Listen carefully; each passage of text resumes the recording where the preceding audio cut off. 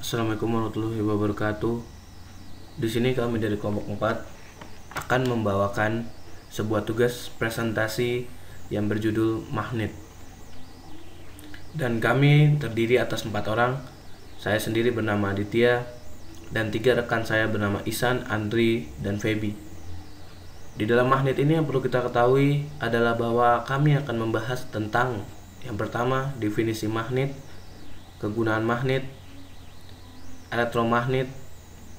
Elektromagnet tersebut kami jelaskan secara definisi dan prinsip serta kegunaan elektromagnet. Yang masing-masing, yang pertama tentang pengertiannya akan dibawakan oleh teman saya bernama Ihsan. Yang kedua, kegunaan magnet akan dibawakan oleh teman saya bernama Andri, dan saya sendiri akan membawakan definisi dan prinsip elektromagnet. Serta kegunaan elektromagnetik akan dibawakan oleh rekan saya bernama Feby. Ya, langsung saja kita masuk ke dalam materi elektromagnet. Mungkin kata-kata elektromagnet sudah tidak asing lagi terdengar oleh kita. Namun banyak di antara kita bertanya, apakah itu elektromagnet?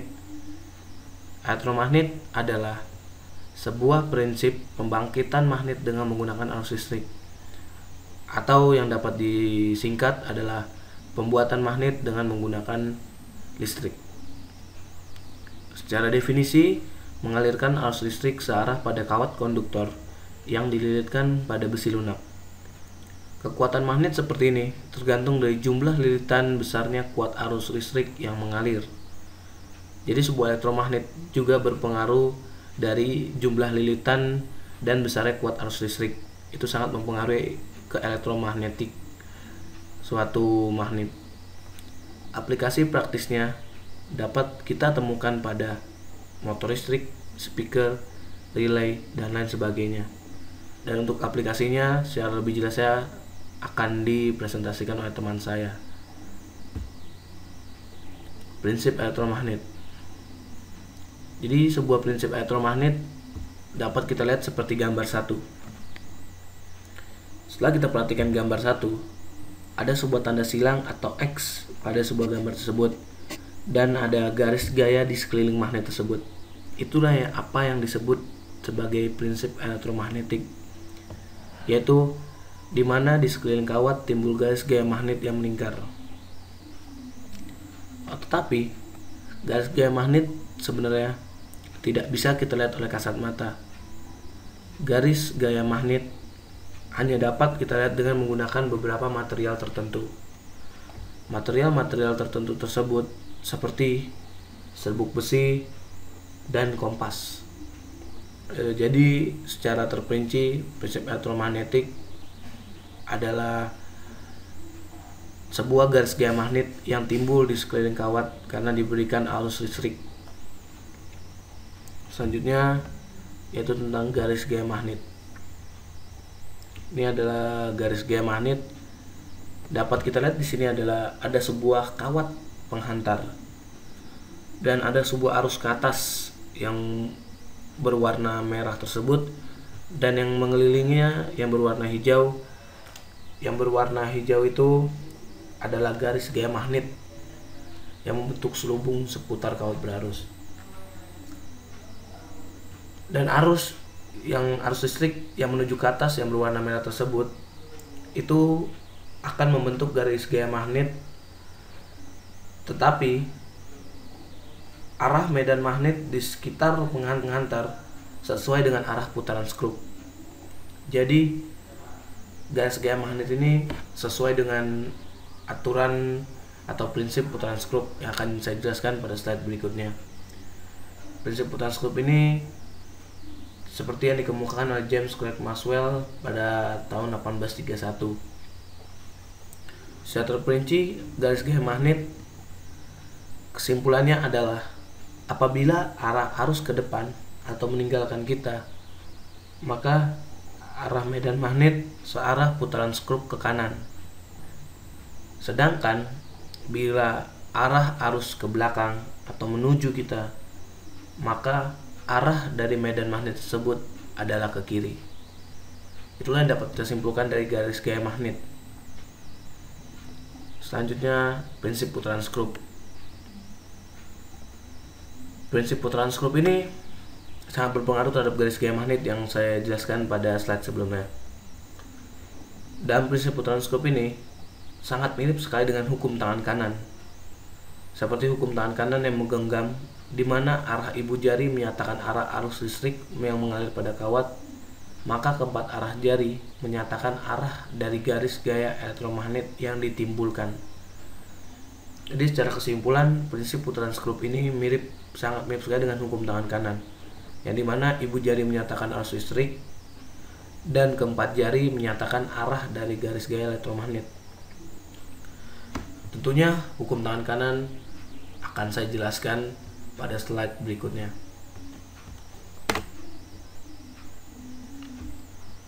Dan yang sekarang yang saya akan jelaskan adalah elektromagnetik sekeliling kawat.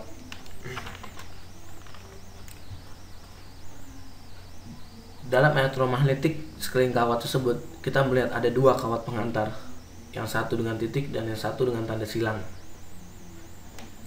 Jadi arah aliran arus listrik DC pada kawat pengantar menentukan arah garis gaya elektromagnet. Arah arus listrik DC apabila menuju kita, atau seperti yang dapat kita lihat pada tanda titik pada kawat pengantar tersebut, maka arah garis gaya elektromagnet melingkar berlawanan arah jarum jam.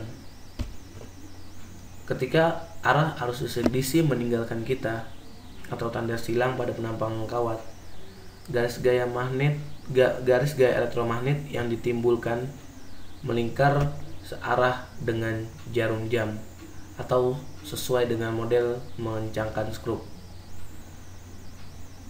Makin besar intensitas arus yang mengalir, semakin kuat medan elektromagnet yang mengelilingi sepanjang kawat tersebut. Jadi di sini dapat kita simpulkan bahwa garis gaya elektromagnet pada kawat penampang ini adalah apabila arah arus listrik DC menuju kita, maka arah garis gaya elektromagnet melingkar berlawanan arah jarum jam. Tetapi apabila arah arus listrik DC meninggalkan kita, maka arah garis gaya elektromagnet yang ditimbulkan melingkar searah dengan jarum jam, dan intensitas arus yang mengalir semakin kuat medan elektromagnet yang mengelilingi sepanjang kawat tersebut. Jadi arus sangat berpengaruh terhadap kuat medan magnet sebuah elektromagnet. Selanjutnya adalah elektromagnet pada belitan kawat. Apabila sebuah kawat penghantar yang berbentuk bulat dialiri arus listrik sesuai arah panah, maka di sekeliling kawat akan timbul garis gaya magnet seperti yang dapat kita lihat pada gambar 4 ini, di mana sebuah kawat melingkar berarus dapat membentuk sebuah kutub magnet. Karena di kawat berarus ini dialiri arus listrik yang sesuai dengan arah panah, I ke atas dan I ke bawah pada tanda panah yang merah dan tanda panah merah yang ke bawah. Dan dapat kita simpulkan bahwa semakin besar arus listrik yang melewati kawat, semakin kuat medan elektromagnetik yang ditimbulkan. Jadi mengapa saya ucapkan berkali-kali tentang semakin besar arus listrik yang melewati kawat, semakin kuat medan elektromagnetik yang ditimbulkan. Jadi memang itu sangat berpengaruh terhadap kuatnya medan sebuah elektromagnetik. Dan yang selanjutnya yang akan saya bahas adalah belitan kawat membentuk kutub magnet. Tentang belitan kawat membentuk kutub magnet ini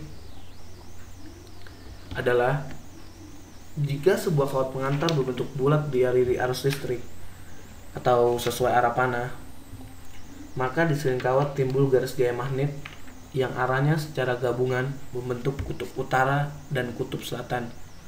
Kutub utara dan kutub selatannya itu NS. Jadi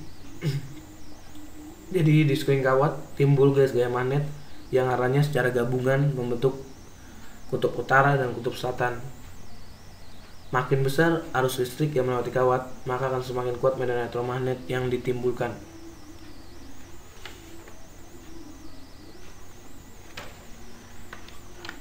Jika beberapa belitan kawat digulungkan membentuk sebuah koil atau lilitan seperti pada gambar ini, dan kemudian dipotong secara melintang, maka arah arus ada dua jenis. Kawat bagian atas bertanda silang atau meninggalkan kita, dan kawat bagian bawah bertanda titik atau menuju kita. Jadi yang pertama, kawat yang bagian atas bertanda silang itu arah arusnya meninggalkan kita, dan kawat bagian bawah bertanda titik adalah menuju kita. Dan ini seperti yang saya jelaskan tadi, apabila kawat yang bertanda silang meninggalkan kita, arah arusnya meninggalkan kita maksud saya, maka arah garis gaya magnetnya searah dengan jarum jam.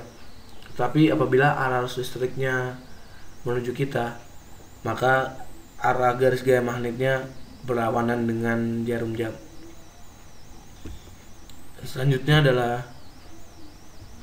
selanjutnya adalah tentang hukum tangan kanan. Hukum tangan kanan digunakan untuk menjelaskan terbentuknya garis gaya elektromagnet pada sebuah gulungan atau koil.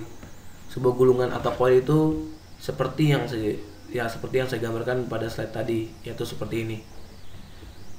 Seperti gambar ini ditentukan arah garis gayanya oleh hukum tangan kanan.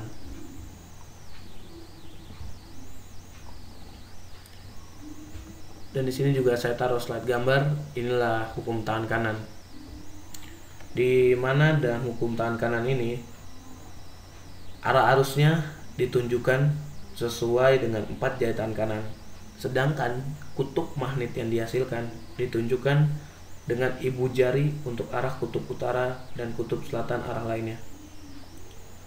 Jadi 4 jari tangan kanan menunjukkan arah arus, dan arah kutub magnetnya ditunjukkan oleh ibu jari. Itulah kesimpulan bagaimana kita mengaplikasikan hukum tangan kanan dalam menentukan garis gaya elektromagnet pada sebuah gulungan atau koil. Dari sekian banyaknya slide yang telah saya tampilkan, saya membuat sebuah kesimpulan. Sebuah kesimpulan ini saya buat untuk mempermudah para pendengar maupun para penonton yang sedang memperhatikan presentasi saya. Di sini kesimpulannya adalah bahwa elektromagnet, cara kesimpulan adalah cara pembuatan magnet dengan mengalihkan arus listrik pada kumparan yang dililitkan pada besi. Itu cara pembuatan magnet dengan mengalihkan arus listrik pada kumparan yang dililitkan pada besi. Dan bahwa sebenarnya faktor-faktor yang mempengaruhi kekuatan sebuah elektromagnet dalam menarik benda-benda ferromagnetik.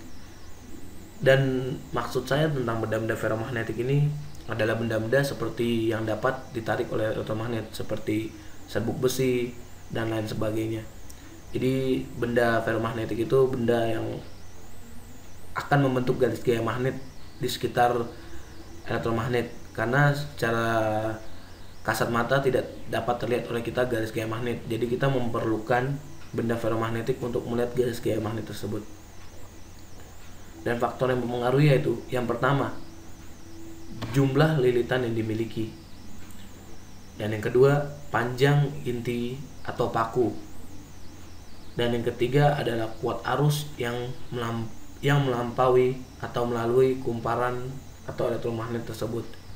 Jadi saya berulang kali membicarakan tentang kuat arus, dan inilah bahwa yang sangat berpengaruh terhadap kuatnya medan sebuah elektromagnet. Ini ada faktor-faktor. Dan setelah sampai kita pada akhirnya, saya sangat mengucapkan banyak-banyak terima kasih. Yang pertama kepada dosen teknologi bahan elektrik saya yang bernama Mr. Rudiono, dan kepada para penonton sekalian saya mengucapkan banyak terima kasih. Semoga slide presentasi ini bermanfaat untuk saya khususnya dan umumnya kepada saudara-saudara sekalian. Wassalamualaikum warahmatullahi wabarakatuh.